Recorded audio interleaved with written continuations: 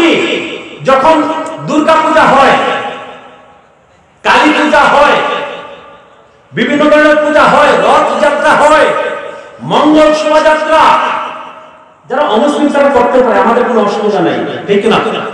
যে যার যার ধর্ম শান্তিপূর্ণভাবে পালন করবে, আমাদের কোনো অবজেকশন নেই। কিন্তু আপনি দেখবেন সেই সকল পূজা মণ্ডপে বেশিরভাগ থাকে মুসলমানের সন্তান, মুসলমানের সন্তানেরা, আপনার আমার সন্তান, আপনার আমার ছোট ভাই, আপনার আমার ছোট বোন, সেই সব অনুষ্ঠানের মধ্যে কেন হচ্ছে? নিজেকে প্রশ্ন করেছেন কেন? ভ্যালেন্টাইন্স ডে এই যে কিছুদিন পরে আসছে, এটা কি মুসলমানের সংস্কৃতি? ভ্যালেন্টাইন্স ডে করা 14 ফেব্রুয়ারি মুসলমানের সংস্কৃতি না।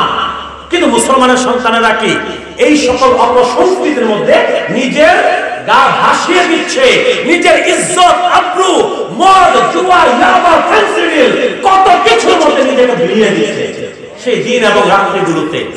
কেন হচ্ছে প্রশ্ন করেছেন? যদি ঠান্ডা মাথায় যদি অ্যানালাইসিস করেন, যদি গবেষণা করেন, আপনি পাবেন শবে বরাতের রাত্রিকে আমরা বেদাত বলে বাদ দিয়ে দিয়েছি। আমাদের যে উৎসবগুলো ছিল, আমাদের উৎসব মুসলমানের উৎসব। মুসলমানের উৎসব কি? শবে বরাতের রাত্রিতে মা ও বোনেরা একটু রুটি বানান, একটু হালুয়া বানান, ঠিক না? ছোট বাচ্চাদেরকে দিয়ে মা বাবারা কি সেটা পাশের ঘরে, আত্মীয়-স্বজনের ঘরে হালুয়া রুটি দিয়ে পাঠান। একটা উৎসবের বিষয় না? আনন্দের বিষয় না? এটা কি ভালো কাজ না? মানুষকে খাবার খাওয়ানো। এই শবে বরাতকে আপনারা কি বিদআত ফতোয়া দিয়ে মুসলমানের জীবন থেকে বাদ দিয়ে দিচ্ছেন। শবে বরাতের রাত্রিতে এখন মসজিদগুলো বন্ধ থাকে। ঢাকা শহরে দেখেন, সারা বাংলাদেশের দিকে দেখেন, শবে মেরাজ, শবে বরাত, এই কিছুদিন পরেই শবে মেরাজের রাত্রি, বলে শবে মেরাজ নাই। নাউজুবিল্লাহ বলবেন না? প্রাসঙ্গিক আপনাদেরকে বলছি, আল্লামা ইবনে হাজার আসকালানী রাহিমাহুল্লাহ, ইমাম বদরুদ্দিন আইনি রাহিমাহুল্লাহ, আল্লামা জালালউদ্দিন সুয়ুতী রাহিমাহুল্লাহ, এই রকম বড় বড় মুজতাহিদ ইমাম যাদের লক্ষ লক্ষ হাদিস সনদ মতন সহ মুখস্থ, ইমাম নববী রাহিমাহুল্লাহ যাদের লক্ষ লক্ষ হাদিস কি সনদ মতন সহ মুখস্থ ছিল, তারা বলছেন তাদের কিতাবে যে 27শে রজবের রাত্রিতে দয়াল হাবিব নবীজির পবিত্র মেরাজ হয়েছিল। আর ওইদিকে সালাফি আহলে হাদিস মৌলবীগুলো পেটের মধ্যে বোমা মারলেও লক্ষ লক্ষ হাদিস দূরে থাক, 10টা হাদিস সনদ মতন সহ মুখস্থ বের হবে না। তারা বলে কি শবে মেরাজ বলতে কিছু নাই। এখন কি আপনার কথা মানবো নাকি বড় বড় ইমামগণ যাদের লক্ষ লক্ষ হাদিস সনদ মতন সহ মুখস্থ তাদের কথা মানবো? আপনি বলছেন শবে বরাত নাই, আর এত বড় বড় ইমামগণ বলছেন লাইলাতুল নিসফ মিন শাবান নামে একখানা পবিত্র রাত্রি আছে। শাবান মাসের মধ্যরাত্রি অতি বরকতময় রাত্রি তারা বলছেন, নবীর হাদিস থেকে রেফারেন্স দিচ্ছেন। এখন আপনার মতো মৌলবীর কথা মানবো নাকি আজকে থেকে 600 বছর, 700 বছর, 800 বছর কুরুনে সালাসার কাছাকাছি যারা সেই সকল ইমামগণের কথা মানবো? আমাদেরকে তাদের কথা মানতে হবে, আপনাদের কথা আমরা মানতে পারবো না। যা বলছিলাম, আমাদের যে উৎসবের রাত্রিগুলো, আমাদের যে উৎসবের দিনগুলো, সবগুলোকে বিদআত ফতোয়া দিয়ে দিয়ে কি মাইনাস করে দিচ্ছেন। শবে মেরাজ নাই, শবে বরাত নাই, ঈদে মিলাদুন নবী নাই, ফাতিহা ইয়াজদাহাম নাই, নাই নাই করতে করতে মুসলমানদের সব অনুষ্ঠান বাদ দিয়ে দিয়েছেন। তো মুসলমানদের সন্তানেরা করবে কি? এখন মুসলমানদের সন্তানেরা বিধর্মীদের সংস্কৃতির মধ্যে নিজেকে ভাসিয়ে দিচ্ছে। কারণ আমার সব অনুষ্ঠান আপনি বন্ধ করে দিয়েছেন, কিন্তু মানুষের রুহের একটা খোরাক আছে। আমার সবকিছুকে আপনি বিদআত এবং শিরক বানিয়ে দিয়েছেন। তো মানুষের একটা রুহের খোরাক আছে, মনের একটা চাহিদা আছে। এখন মুসলমানের সন্তানেরা মনের চাহিদা পূরণ করছে কোথায় গিয়ে? পূজা মণ্ডপে গিয়ে, 31 রাত্রিতে গিয়ে, ভ্যালেন্টাইন্স ডেতে। যা বলছিলাম প্রিয় ভাই এবং বাবারা, মুরব্বীরা যারা আছেন, আমাদেরকে সতর্ক থাকতে হবে, আমাদেরকে বুঝতে হবে আমাদের সন্তানদেরকে কোন আকীদার উপরে আমাদের রেখে যাওয়া উচিত। বড় কঠিন সময় চলছে, বড় কঠিন সময়। স্কুল কলেজ ইউনিভার্সিটিতে গেলেই তারা অন্য সুরে কথা বলে। আমার সাথে আছেন আপনারা? স্কুল কলেজ ইউনিভার্সিটিতে গেলেই তারা কি অন্য সুরে কথা বলে? যুবকেরা, তরুণেরা, এখনই সময় আপনার সন্তানের মধ্যে দয়াল হাবিব নবীজির মুহাব্বত এবং ভালোবাসার সেই বৃক্ষটা এখনই রোপণ করেন। নবীর আহলে বায়াত, পাক পাঞ্জাতন, খুলাফায়ে রাশিদিন, সাহাবায়ে কেরাম, আজওয়াজে মুতাহহারা, আল্লাহর আউলিয়াগণের মুহাব্বত এখনই তাদের অন্তরে কি রোপণ করেন। আর না হয় বড় দেরি হয়ে যায়। সন্তানদেরকে যদি হেদায়েতের উপরে রাখতে চান, সন্তানদেরকে হেদায়েতের উপরে রাখতে চাইলে রাস্তা একটা, আল্লাহর আউলিয়াগণের সোহবতে আমাদেরকে থাকতে হবে। কথা কি আমার? কথা আমার না, কথা কুরআন মাজিদের। আল্লাহ সুবহানাহু ওয়া তাআলা কুরআন মাজিদে সুস্পষ্ট ভাবে বলছেন, ইন্না রাহমাতাল্লাহি করিবুম মিনাল মুহসিনিন। সুবহানাল্লাহ বলবেন না? আল্লাহ সুবহানাহু ওয়া তাআলা বলছেন, নিশ্চয়ই আল্লাহর রহমত, আল্লাহর দয়া, আল্লাহর করুণা আল্লাহর মুহসিন বান্দাদের অতি নিকটে। সুবহানাল্লাহ। আল্লাহর মুহসিন বান্দা কারা? যারা নরমাল মুসলমান না, নরমাল মুমিন না, নরমাল মুমিন মুসলমানের চাইতে যারা একটু উপরে উঠে গেছেন, আল্লাহর আউলিয়াগণ, তারাই হচ্ছেন মুহসিন বান্দা। আর আল্লাহ বলছেন কি, আল্লাহর মুহসিন বান্দাদের কাছে আল্লাহর রহমত আছে। যদি আল্লাহর রহমত তোমরা পেতে চাও, আল্লাহর মুহসিন বান্দাদের কাছে, আল্লাহর আউলিয়াগণের কাছে তোমরা ছুটে যাও। বিনিময়ে কি পাবেন? সূরাতুল কাহফ একটু পড়বেন, দীর্ঘ আলোচনা। সূরাতুল কাহফ একটু পড়বেন। সেই 7 জন আল্লাহর ওলির সাথী হয়েছিল কিতমির নামে কুকুর। কি নামে বলেন? কি নামে কুকুর? কি নাম? কিতমির। সেই কিতমির কুকুর 7 জন আল্লাহর ওলির সাথী হয়েছিল। আচ্ছা, কুকুর পাক না পাক আমাকে বলেন? কুকুর যদি কোনো পাত্রের মধ্যে যদি জিহ্বা দিয়ে চাটে, আপনাকে কি করতে হবে? শুধুমাত্র পানি দিয়ে ধুলে হবে না, মাটি দিয়ে আগে লেপতে হবে, তারপর পানি দিয়ে ধুতে হবে। কুকুরের লালাটা এতটা নাপাক, ঠিক না? কুকুর নাপাক প্রাণী। আমাদের কাপড়ে যদি লাগে আমরা কি করি? ঘরে গিয়ে কাপড় বদলায় ফেলি, ঠিক না? কুকুর নাপাক প্রাণী।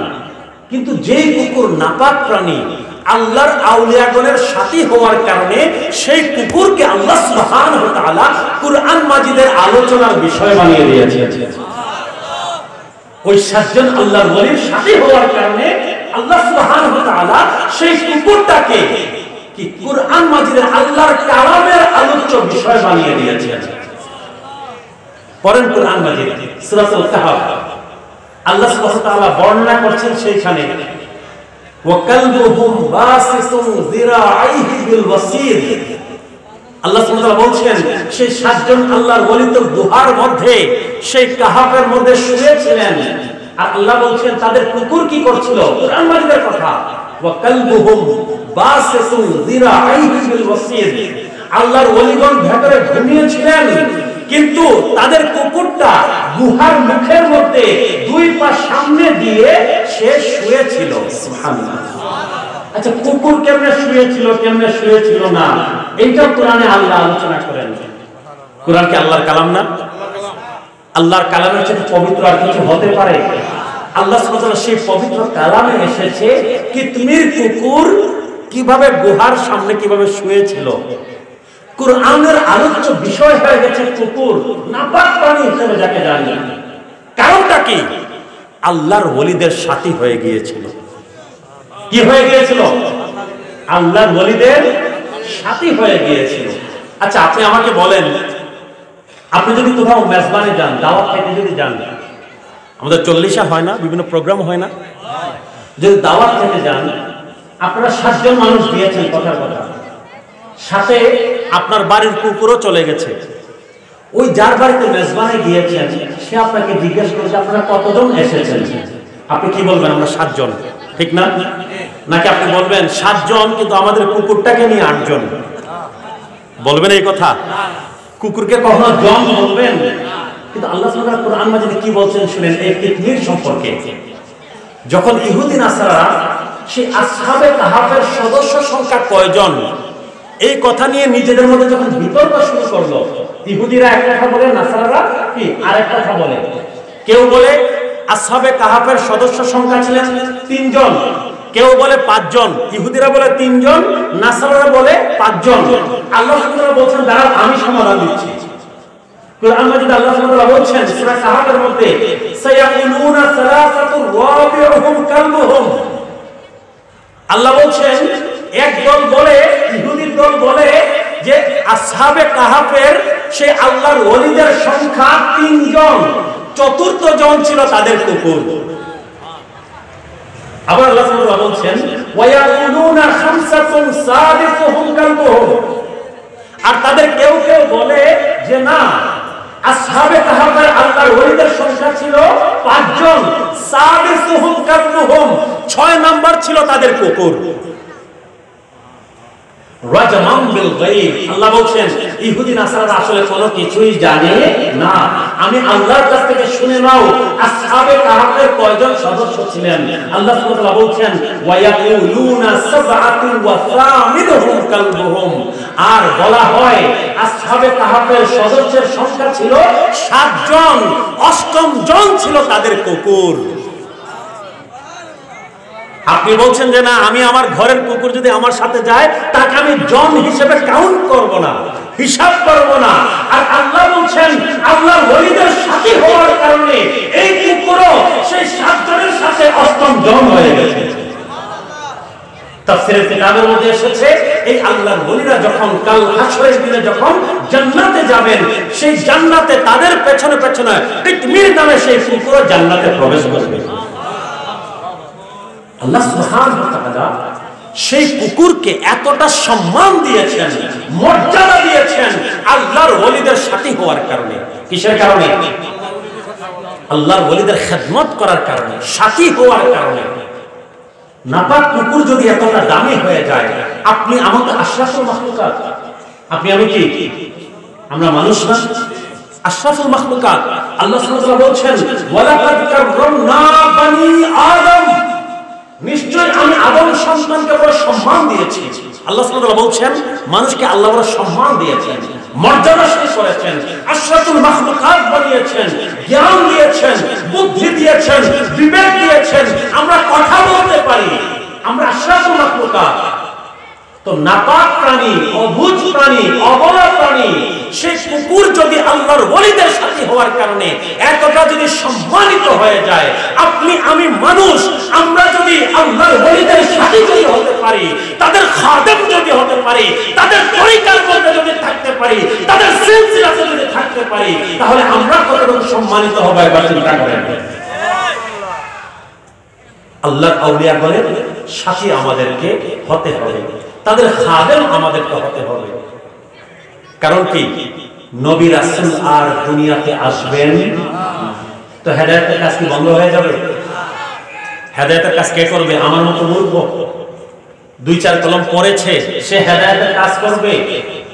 আরে আমাদের ঈমান নিয়ে তো টানাটানি শুরু হয়ে যায়। হাদিয়া যদি 2-4 টাকা কম দেন আমাদের মুখ বেজার হয়ে যায়, ঠিক কি না? হাদিয়া একটু যদি কম বেশি হয়ে যায় আমাদের মুখ বেজার হয়ে যায়, আমাদের দ্বারা কি হেদায়েত হবে? হেদায়েত করেন খাজা মঈনুদ্দিন চিশতি আজমিরি সাল্লাল্লাহু রাহিমাহুল্লাহ, হেদায়েত করেছেন গাউসুল আযম গাউসুস সাকলাইন ইমাম সাইয়্যিদ মুহিউদ্দিন আব্দুল কাদের জিলানী রাহিমাহুল্লাহ, হেদায়েত করেছেন 360 আউলিয়া, তারা হেদায়েত করেছেন, কোনো বিনিময় নেন নাই। উল্টা কি টাকা পয়সা, অর্থ সম্পদ, মা বাবা, আত্মীয় স্বজন, দেশ দেশ সকল কিছু ছেড়ে দিয়েছেন নবীর দ্বীনের জন্য। তারা কি কেউ কি বাংলাদেশি, পাকিস্তানি, ইন্ডিয়ান? সবাই আরব দেশ থেকে এসেছেন, পারস্য থেকে এসেছেন, নিজের সকল কিছু ছেড়ে দিয়েছেন নবীর দ্বীনকে মানুষের কাছে পৌঁছে দেওয়ার জন্য। তো তারা যদি আমাদের আদর্শ না হন, আমাদের আদর্শ কারা? আমাদেরকে তাদের ভালোবাসতে হবে, তাদেরকে ভালোবাসতে হবে, তাদেরকে মহব্বত করতে হবে, তাদের তরিকাতে আমাদেরকে থাকতে হবে। কিন্তু প্রিয় ভাই এবং বাবারা, আমরা অনেকেই হয়তো তাদেরকে মহব্বত করি, ভালোবাসি, তাদের শান মান হয়তো আমরা গাই, কিন্তু তাদের তরিকা অনুসরণের বিষয় যখন আসে, তারা যেই পথে চলে গেছেন সেই পথ অনুসরণের কথা যখন আসে তখন আমাদের বেশিরভাগকে আর খুঁজে পাওয়া যায়। আল্লাহর আউলিয়াদের মহব্বত হয়তো আমরা করি, কিন্তু মহব্বত যদি করেন, মহব্বতের একটা দাবি হচ্ছে অনুসরণ। মহব্বতের একটা দাবি কি বলেন? মহব্বতের একটা দাবি হচ্ছে অনুসরণ। আপনি নবীকে মহব্বত করেন, নবীর পথ আপনাকে অনুসরণ করতে হবে। নবীকে যদি মহব্বত করেন, কি নবীর পথ অনুসরণ করতে হবে, নবীর সুন্নতের উপরে থাকতে হবে, নবীর আখলাকের উপরে থাকতে হবে। আপনার আমার নবী কখনো মিথ্যা বলতেন না। আপনারা আমার নবীকে কখনো মিথ্যা বলতেন? আমানতের খেয়ানত করতেন? আমানতের খেয়ানত করতেন না, মানুষকে ধোঁকা দিতেন না। তাহলে আমরা কিভাবে মানুষকে ধোঁকা দেই? নবীর মহব্বতের দাবি যদি করি, আমরা মানুষকে ধোঁকা দিতে পারি না। সাহাবায়ে কেরাম নবী করিম সাল্লাল্লাহু আলাইহি ওয়াসাল্লামের মহব্বতের খাতিরে কত কিছু ত্যাগ করেছেন। ছোট্ট একটা ঘটনা আপনাদের সামনে বলবো। নবী করিম সাল্লাল্লাহু আলাইহি ওয়াসাল্লামের একজন জলিল কদর সাহাবী ছিলেন হযরত সুহাইব আর রুমি রাদিয়াল্লাহু তাআলা আনহু। নাম কি বলেন? সুহাইব আর রুমি। নাম কি? ছোটবেলা উনি যখন 10-12 বছর বয়সের যুবক, 10-12 বছর বয়সের কিশোর, এই অবস্থায় ওনাকে কি কিডন্যাপ করলো একদল আততায়ী। কি করলো? কিডন্যাপ করলো। কিডন্যাপ করে অপহরণ করে ওনাকে ওই যে রোম দেশের কথা বলেছিলাম না, ওই রোম দেশে নিয়ে ওনাকে বিক্রি করে দিল। তিনি যখন যুবক হলেন, বুঝতে পারলেন, তিনি বুঝলেন যে ওনাকে কি কিডন্যাপ করে এনে মক্কা শরীফ থেকে নিয়ে রোম দেশে নিয়ে বিক্রি করে দেওয়া হয়েছে, উনি কৃতদাস বানিয়ে দেওয়া হলো। তিনি কোন রকমে সেখান থেকে পলায়ন করে আসলেন, আবারও মক্কা শরীফে আসলেন। এই জন্য ওনার নামের শেষে রুমি লেগে গেল। নাম কি লেগে গেল? সুহাইব আর রুমি। রুম দেশ থেকে তিনি আবার ফেরত এসেছেন, মূলত মক্কি, মূলত মক্কা নগরীর, মূলত আরব। কিন্তু ওনাকে ছোটবেলা অপহরণ করে বিক্রি করে দেওয়া হয়েছিল, কৃতদাস বানিয়ে দেওয়া হয়েছিল। নবী করিম সাল্লাল্লাহু আলাইহি ওয়াসাল্লাম যখন দ্বীনের দাওয়াত দেওয়া শুরু করলেন, কালিমার দাওয়াত যখন দেওয়া শুরু করলেন, সুহাইব আর রুমি রাদিয়াল্লাহু তাআলা আনহু তখন টকবগে যুবক, আবারও যৌবন কালের কথা ফিরে আসলো। টকবগে যুবক, নবী করিম সাল্লাল্লাহু আলাইহি ওয়াসাল্লাম দ্বীনের দাওয়াত দিতে দেরি, সুহাইব আর রুমি রাদিয়াল্লাহু আনহু সেই দাওয়াত কবুল করতে দেরি হয় না। কালিমা পড়ে মুসলমান হয়, প্রথম দিকে মুসলমান। মক্কা জীবনে নবী করিম সাল্লাল্লাহু আলাইহি ওয়াসাল্লাম যখন দাওয়াত দেওয়া মাত্র শুরু করেছেন, সেই সময়ের মুসলমান তিনি। নবী বড় জলিল কদর সাহাবী, অতি প্রিয় সাহাবী, মর্যাদাশীল সাহাবী। তো তিনি মক্কা শরীফে ফিরে এসে ব্যবসা শুরু করলেন। আমার আলোচনা মনে বেশি ভালো লাগছে না নাকি? উসখুস করতেছেন অনেক বেশি। আমি আগেই বলেছি, আমি লম্বা টান দিয়ে সুর রাগিয়ে দিয়ে মানে যেই কথা বলতে আমার 10 মিনিট লাগে, একে টেনে টেনে আমি 1 ঘন্টা বলতে পারি না। আমার কথা বলার থাকে অনেক বেশি, ইনফরমেশন অনেক বেশি, সময় খুবই কম। যে কথা আপনাদেরকে বলেছি এত সময়, এই কথা যদি সুর রাগিনী দিয়ে বলতাম তাহলে মোটামুটি 3-4 ঘন্টা হয়ে যেত, ঠিক না? তো আমার কথা বলার থাকে অনেক বেশি, কিন্তু সময়টা লিমিটেড। এই জন্য বলছি, সুহাইব আর রুমি রাদিয়াল্লাহু তাআলা আনহু মক্কা নগরীতে ফিরে এসে তিনি ব্যবসা শুরু করলেন। কি শুরু করলেন? ব্যবসা করে তিনি অনেক টাকার মালিক হয়ে গেলেন। তো এইদিকে আল্লাহ সুবহানাহু ওয়া তাআলা আদেশ দিয়ে দিয়েছেন, ও আমার হাবিব, ও আমার কামলি ওয়ালা রাসূল, আপনি মদিনা শরীফে হিজরত করুন আপনার সকল সাহাবায়ে কেরামকে নিয়ে। মক্কা শরীফ থেকে নবী হিজরত করে মদিনা শরীফে চলে যাবেন। সকল সাহাবায়ে কেরাম ওখানে চলে গিয়েছেন। হুজুর পুর নূর সাল্লাল্লাহু আলাইহি ওয়াসাল্লাম মাওলা আয়েশা খুদাকে ওনার ঘরে, নবীজির ঘরের মধ্যে শুয়ে রেখে হযরত আবু বকর সিদ্দিক রাদিয়াল্লাহু তাআলা আনহুকে নিয়ে, সিদ্দিক আকবর রাদিয়াল্লাহু আনহুকে নিয়ে অলরেডি হিজরত করে ফেলেছেন। কিন্তু সুহাইব আর রুমি রাদিয়াল্লাহু তাআলা আনহু যেহেতু অনেক বড় ব্যবসায়ী, টাকা পয়সা, ব্যবসা মানে সবকিছু গুছানোর বিষয় আছে, গুটানোর বিষয় আছে। একটা ব্যবসা দিতে কি দিলে আপনি গুটাতে চান, বন্ধ করে দিতে চান, সময় লাগে না? চাইলে কি ব্যবসা বন্ধ করে দেওয়া যায়? তো ব্যবসা গুটাতে গুটাতে সকল সাহাবায়ে কেরাম মদিনা শরীফ অলরেডি কি চলে গেছেন, দয়াল নবীজিও চলে গেছেন, সাহাবায়ে কেরামও চলে গেছেন। সুহাইব আর রুমি রাদিয়াল্লাহু তাআলা আনহু অবশেষে সকল ব্যবসা বাণিজ্য গুটিয়ে আনলেন, যা যা ছিল পণ্যদ্রব্য সব বিক্রি করে দিলেন। ওনার হাতে নগদ স্বর্ণ মুদ্রা, রৌপ্য মুদ্রা আসলো। কি আসলো? আমার সাথে বলেন, নগদ স্বর্ণ মুদ্রা, রৌপ্য মুদ্রা। আরবিতে বলে দিনার এবং দিরহাম। কি বলে? দিনার হচ্ছে স্বর্ণ মুদ্রা আর দিরহাম হচ্ছে রৌপ্য মুদ্রা। এখন আমাদের দেশে যে কাগজ, আমাদের হাতে যে কাগজের টাকা, এই কাগজের টাকা তখন কি ছিল? মনে রাখবেন, এই কাগজের টাকা সব নষ্টের মূল। এই কাগজের টাকা কি নষ্টের মূল। ইসলামের মুদ্রা যদি বলেন সেটা হচ্ছে স্বর্ণ মুদ্রা এবং রৌপ্য মুদ্রা। যাক, এটা অন্য আলোচনা, আমি ওইদিকে যাচ্ছি না।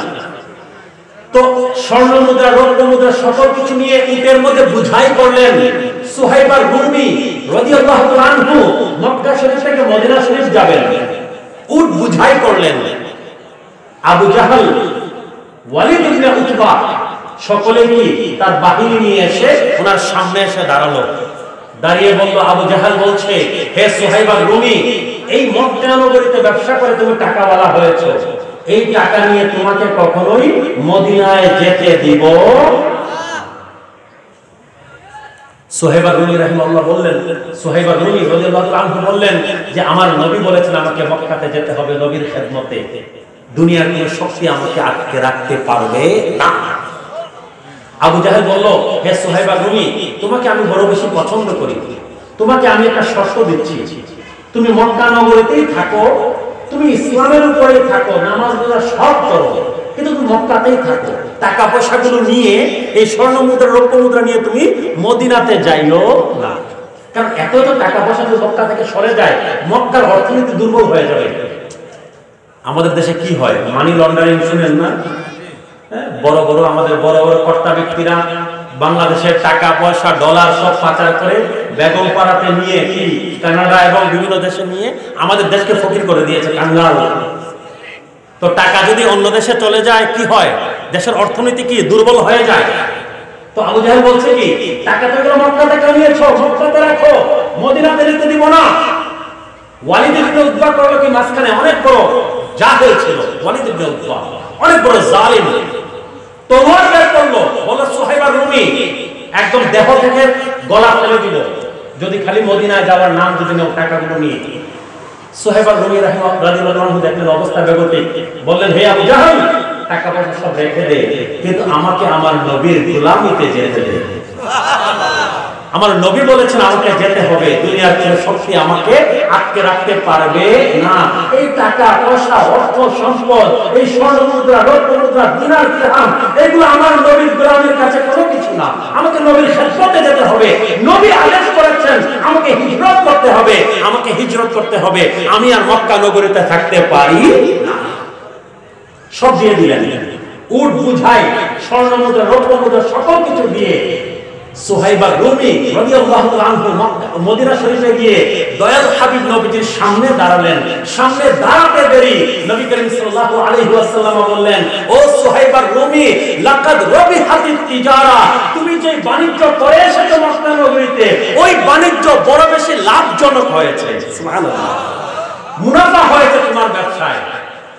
আমি নবীর কথা মান্য করার জন্য তুমি তোমার টাকা পয়সা, অর্থ সম্পদ সারা জীবনের কামাই দিয়ে চলে এসেছো, এটা বড় লাভজনক ব্যবসা, কোনো কিছু বিফলে যাবে না।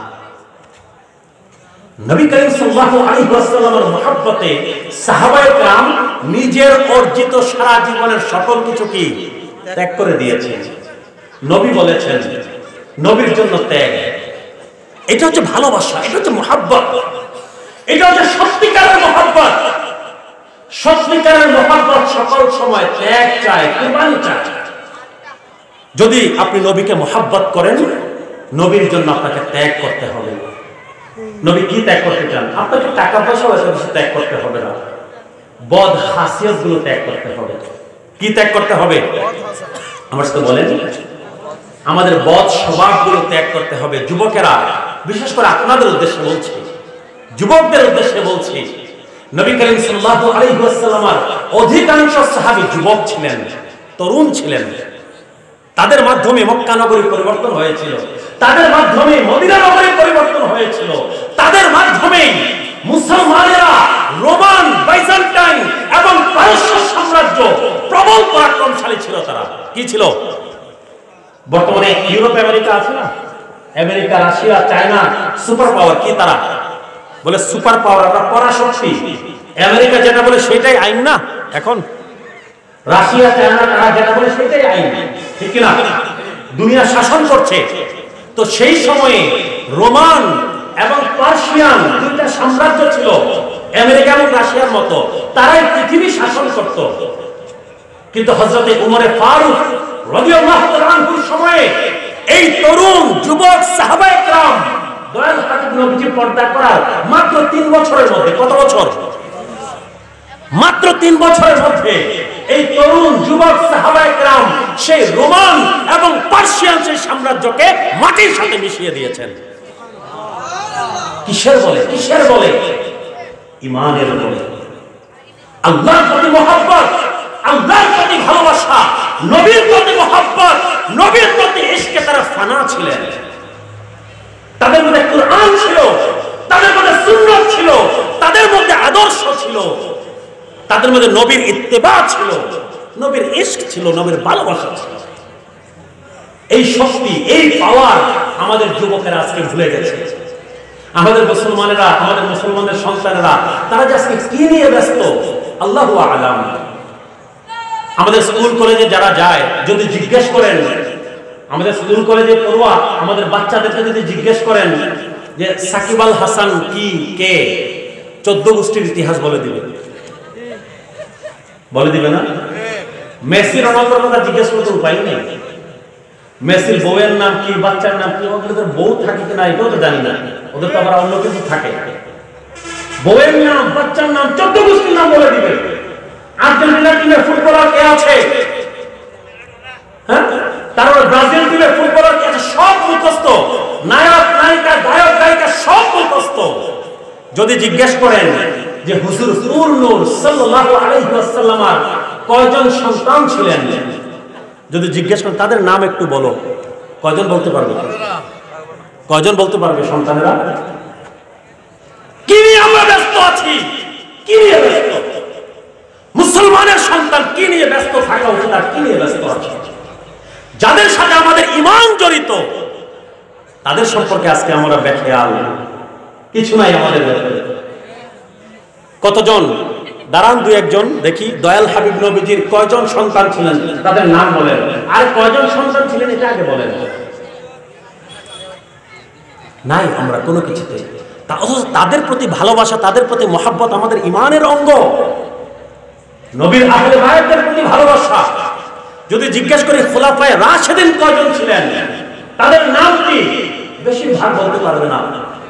আশায়ে মুবাশশারা কারা, জান্নাতের সুসংবাদপ্রাপ্ত 10 জন সাহাবী, ওনাদের নাম বলেন। আমাদের সন্তানেরা জানে না, কুরআনের সাথে আমরা যুক্ত নাই। আমাদের সন্তানেরা স্কুল কলেজে পড়ছে, বিজ্ঞান জানে, অঙ্ক জানে, ম্যাথ জানে, সায়েন্স জানে, সমাজ বিজ্ঞান সব জানে। কিন্তু যদি জিজ্ঞেস করেন কুরআন মাজিদের শুরু থেকে শেষ জীবনে কোনোদিন কুরআন মাজিদের অনুবাদ পড়ে দেখেছো কিনা, 100-র মধ্যে 99 জন বলবে দেখি নাই, পড়ি নাই। কুরআন কি শুধুমাত্র তিলাওয়াতের জন্য নাজিল হয়েছে? কুরআন তিলাওয়াত অবশ্যই করতে হবে। প্রতি হরফ তিলাওয়াত করলে 10 নেকি। কত নেকি? একখানা হরফ তিলাওয়াত করলে 10 নেকি। দয়াল হাবিব নবী বলছেন ওয়ালা আকুলু আলিফ লাম মিম হরফ। আলিফ লাম মিম 3 হরফ মিলে হরফ না, এক হরফ না। ওয়ালাকিন আলিফ হরফ, লাম হরফ, মিম হরফ, 3 হরফ পড়লে 30 নেকি। কত নেকি? 30 নেকি। তিলাওয়াত করতে হবে, খতম দিতে হবে। কিন্তু কুরআন শুধুমাত্র খতমের জন্য নাজিল হয় নাই। Quran is the complete code of life. মুসলমানের জীবন বিধান হচ্ছে কুরআন। কুরআনের শুরু থেকে শেষ পর্যন্ত একবার আমাদেরকে পড়ে দেখতে হবে আল্লাহ সেখানে কি বলেছেন। বাংলায় যদি পারেন বাংলায় পড়েন, ইংলিশে যদি পারেন ইংলিশে পড়েন, কিন্তু কুরআনের সাথে আমাদেরকে যুক্ত থাকতে হবে। নবী করিম সাল্লাল্লাহু আলাইহি ওয়াসাল্লাম বারবার আমাদেরকে কুরআন সম্পর্কে ওয়ার্নিং দিয়েছেন। নবীর সুন্নাত সম্পর্কে জানতে হবে, নবী করিম সাল্লাল্লাহু আলাইহি ওয়াসাল্লামের হাদিস সম্পর্কে জানতে হবে, নবী করিম সাল্লাল্লাহু আলাইহি ওয়াসাল্লামের পবিত্র জীবন সম্পর্কে আমাদেরকে জানতে হবে। নবীর জীবনী পাওয়া যায় এখন, ইসলামিক ফাউন্ডেশন থেকে প্রকাশ হয়েছে। সিরাত ইবনে হিশাম, সিরাত ইবনে ইসহাক পড়ে দেখেন একবার। দয়াল হাবিব নবীজির পবিত্র জীবনী, যেখানে আমাদের জন্য হেদায়েত আছে। নবীর খুলাফায়ে রাশিদিন, নবীর আহলে বাইত, তাদের জীবনী পড়ুন। একটা সময় ছিল আমাদের ঘরে ঘরে হযরত মা ফাতেমাতুজ জাহরা রাদিয়াল্লাহু তাআলা আনহার জীবনী থাকতো না? আমাদের মা ও বোনেরা পড়তেন। তাসকিরাতুল আউলিয়া থাকতো, আল্লাহর আউলিয়াগণের জীবনী। তাসকিরাতুল আম্বিয়া থাকতো, নবীগণের জীবনী। আমাদের যুবকদের, কিশোরদের দেখেন কোনো হুঁশও নাই আমি কি আলোচনা করছি, এগুলো টানে না তাদেরকে। তাসকিরাতুল আউলিয়া, আল্লাহর আউলিয়াগণের জীবনী আমরা 5-6 এ থাকতে পড়েছি, 5-6 এ, আলহামদুলিল্লাহ। তাসকিরাতুল আম্বিয়া, কিসাসুল আম্বিয়া, নবী রাসূলগণের জীবনী 6-7 এ থাকতে আমরা পড়েছি। খুলাফায়ে রাশিদিনের জীবনী আমরা এগুলো পড়ে পড়ে আলহামদুলিল্লাহ বড় হয়েছি। আর এখন আমাদের সন্তানেরা কি দেখে বড় হচ্ছে? ইউটিউব আর Facebook, games, free fire, PUBG, মাবজি আর কত কিছু বের হয়েছে। এইগুলো এখন তাদের জীবন। এইভাবে যদি চলে আমাদের সন্তানদেরকে আমরা ঈমান, আকীদা, আমল, আখলাকের উপরে আমরা রাখতে পারবো না। নবীর মুহাব্বতের শিক্ষা যদি দিতে হয়, নবীর আহলে বায়তের মুহাব্বতের শিক্ষা, সাহাবায়ে কেরাম, খুলাফায়ে রাশিদিনের মুহাব্বতের শিক্ষা যদি দিতে হয়, আল্লাহর আউলিয়াদের তরিকার উপরে, আহলুস সুন্নাহ ওয়াল জামাতের উপরে যদি রাখতে হয়, আমাদের সন্তানদের ব্যাপারে আমাদেরকে সাবধান হতে হবে। তাদেরকে এখন থেকে শিক্ষা দিতে হবে সুন্নিয়ত কি জিনিস, মিলাদ কিয়াম কি জিনিস, নবী করিম সাল্লাল্লাহু আলাইহি ওয়াসাল্লামের দরুদ এবং সালাম কি জিনিস, নবীর সাথে মুহাব্বত কি জিনিস, মদিনার সবুজ গম্বুজ কি জিনিস, মদিনা শরীফ কি জিনিস, নবী করিম সাল্লাল্লাহু আলাইহি ওয়াসাল্লামের রওজা শরীফ কি জিনিস, আল্লাহর আউলিয়া কারা, তাদের সম্মান কি, মর্যাদা কি, আমাদেরকে বুঝতে হবে, তাদেরকে বুঝাতে হবে, তাদেরকে জানাতে হবে, তাদেরকে এখন থেকে সেই তরিকার সাথে আমাদের সম্পৃক্ত করতে হবে। আদারওয়াইজ আমরা আমাদের সন্তানদেরকে হেদায়েতের উপরে রাখতে পারবো না। মনে করবেন, মনে রাখবেন, বড় কঠিন সময়ের মধ্য দিয়ে আমরা যাচ্ছি। সুন্নি ঘরের সন্তানেরা স্কুল, কলেজ, ইউনিভার্সিটিতে গিয়ে নাস্তিক হয়ে যায়। নাউজুবিল্লাহ বলবেন না? নাউজুবিল্লাহ। সুন্নি ঘরের সন্তান স্কুল, কলেজ, ইউনিভার্সিটিতে গিয়ে ঈমানহারা হয়ে যাচ্ছে, নাস্তিক হয়ে যাচ্ছে, সেকুলার হয়ে যাচ্ছে। সুন্নি ঘরের সন্তান স্কুল, কলেজ, ইউনিভার্সিটিতে গিয়ে ডাব্লিউ হয়ে যাচ্ছে, ডাব্লিউ, ওয়াহাবি হয়ে যাচ্ছে, সালাফি হয়ে যাচ্ছে, ভিন্ন মতবাদের হয়ে যাচ্ছে, বলে মাযহাব লাগে না। কি বলে? বড় বড় ইমাম, এমনকি যারা হাদিস সংকলন করেছেন, ইমাম বুখারী, ইমাম মুসলিম, ইমাম তিরমিজি, ইমাম আবু দাউদ, ইমাম নাসাই, ইমাম ইবনে মাজাহ, যারা হাদিসের কিতাবগুলো সংকলন করেছেন, তারাও কোনোদিন বলতে সাহস করেন নাই যে আমরা মাযহাব মানি না। তারাও কোনো না কোনো মাযহাব অনুসরণ করতেন। আর এখন আমাদের সন্তানেরা 2-4 লাইন বাংলা পড়ে, বাংলা কিতাব পড়ে, তারপর বলে কি মাযহাব মানে না, বলে মাযহাব লাগে না। কেন হচ্ছে এই যে আমরা আমাদের সন্তানদেরকে ছোটবেলা থেকে যেই তারবিয়ত দেওয়ার কথা, যেই শিক্ষা দিয়ে আমাদের সন্তানদেরকে বড় করার কথা, সেই শিক্ষা আমরা দিতে পারছি না। প্রিয় ভাই এবং বাবারা, শেষ কয়েকটা কথা বলবো। আল্লাহর আউলিয়াগণকে আল্লাহ সুবহানাহু ওয়া তাআলা কি পরিমাণ ক্ষমতা দিয়েছেন, আল্লাহর আউলিয়াগণকে আল্লাহ সুবহানাহু ওয়া তাআলা কি পরিমাণ ক্ষমতা দিয়েছেন, আমি শুধু কুরআন থেকে আপনাদেরকে বলছি। সূরা কাহফের 17 নম্বর আয়াত, কত নম্বর আয়াত? যে সূরার আয়াত দিয়ে আলোচনা শুরু করেছিলাম সেই সূরাতেই আছে এখনো। 17 নম্বর আয়াতে আল্লাহ সুবহানাহু ওয়া তাআলা বলছেন, সেই 7 জন আল্লাহর ওলির গুহার বর্ণনা দিচ্ছেন। সেই গুহাটা কেমনে আছে আল্লাহ সুবহানাহু ওয়া তাআলা বলছেন, বা'দা আউযু বিল্লাহি মিনাশ শাইতানির রাজীম ওয়া তাওয়াশ-শামসা ইযা তালা'আত তাযাওয়ারু আন কাহফিহিম যাতাল ইয়ামিন। আল্লাহ সুবহানাহু ওয়া তাআলা বলছেন, ও আমার হাবিব, ও আমার কামলি ওয়ালা রাসূল, আসহাবে কাহফের সেই গুহাটা আপনি নবী যদি দেখতেন, আপনি দেখতে পেতেন যে সকালবেলা সূর্য যখন উঠে, সূর্য যখন পূর্ব দিক থেকে কি উদয় হয়, সূর্য ঠিক গুহার উপরে যায় না। আমার সাথে বলেন, সূর্য উঠে কি করে? আমাদের মাথার উপরে আসে। সবাই কি ঘুমে ধরছে নাকি? আমার প্রিয় ভাই মুফতি ইয়াসমিন সাহেব চলে আসছে, একটু সময় অপেক্ষা করে। বলছেন কি যে সূর্য যখন উদিত হয় সূর্য মাথার উপরে আসবে না? গুহার মুখটা তো এরকম খালি, সূর্য এসে এখানে দাঁড়ানোর কথা না? আল্লাহ বলছেন না, আল্লাহ ওলিগণ সেখানে শুয়ে আছেন। মরুভূমির গরম বুঝেন, মিশরে ছিলাম, সৌদি আরবে দেখেছি, দুবাইতে দেখেছি, গরম মানে মারাত্মক অবস্থা। যারা আরব দেশে থেকেছেন তারা বলতে পারবেন 46 ডিগ্রি, 47 ডিগ্রি, 50 ডিগ্রি গরম হয়ে যায়।